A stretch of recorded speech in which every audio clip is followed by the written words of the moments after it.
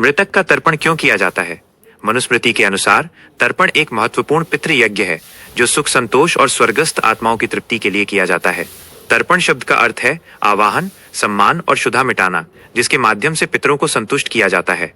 यह मान्यता है कि पितृपक्ष के दौरान हमारे पूर्वज अपनी संतानों के द्वार पर आस लगाए खड़े रहते हैं ताकि उन्हें तर्पण के रूप में जल और भोजन प्राप्त हो सके।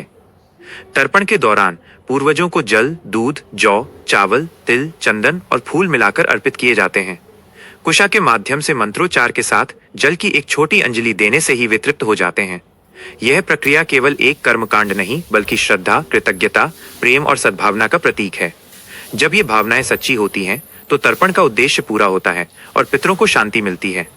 ये भी ध्यान देने योग्य है कि पितृतर्पण उसी तिथि पर किया जाता है जिस तिथि को पूर्वजों का निधन हुआ था। जिन लोगों को अपने पूर्वजों की मृत्यु तिथि याद नहीं होती, वे आश्विन कृष्ण अमावस्या यानी सर्व पितृ मोक्ष अमावस्या को ये कार्य करते हैं ताकि सभी पितरों को मोक्ष का मार्ग दिखाया जा सके। ये माना जाता है कि जब तक वंशज तर्पण नहीं करते, मृत आत्माओं को शांति नहीं मिलती और वे भटकती रहती हैं।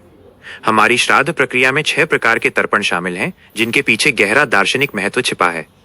1. देव तर्पण। इसके अंतर्गत जल, वायु, सूर्य, अग्नि, चंद्र और विद्युत जैसी दैवीय शक्तियों के साथ साथ निःस्वार्थ भाव से मानव कल्याण के लिए कार्य करने वाली मुक्त आत्माओं के प्रति श्रद्धा व्यक्त की जाती है। 2. ऋषि तर्पण। ये नारद, चरक, व्यास, दधीचि, सुश्रुत, वशिष्ठ, याज्ञवल्क्य, विश्वामित्र और पाणिनि जैसे महान ऋषियों के ज्ञान और योगदान के प्रति सम्मान प्रकट करने का एक तरीका है। 3. दिव्य मानव तर्पण।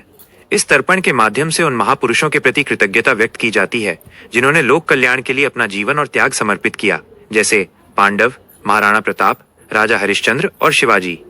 4. दिव्य पितृतर्पण। ये उन पूर्वजों के प्रति कृतज्ञता की अभिव्यक्ति है जिन्होंने अपने पीछे अनुकरणीय परंपराएं और पवित्र प्रतिष्ठा छोड़ी है। 5. यम तर्पण।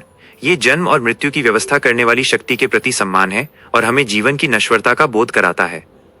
6. मनुष्य पितृतर्पण। ये हमारे परिवार के सभी सदस्यों, निकट संबंधियों, गुरु, गुरु पत्नी, शिष्य और मित्रों के प्रति श्रद्धा और सम्मान का भाव है। इस तरह तर्पण केवल एक धार्मिक अनुष्ठान नहीं बल्कि सद्भावनाओं को जागृत करने का एक माध्यम है। यह हमें अपने पूर्वजों और समाज के प्रति कृतज्ञता का एहसास कराता है, जिससे हम सत्कर्मों की ओर प्रेरित होते हैं और जीवन के लक्ष्यों को प्राप्त करने में सहायता मिलती है।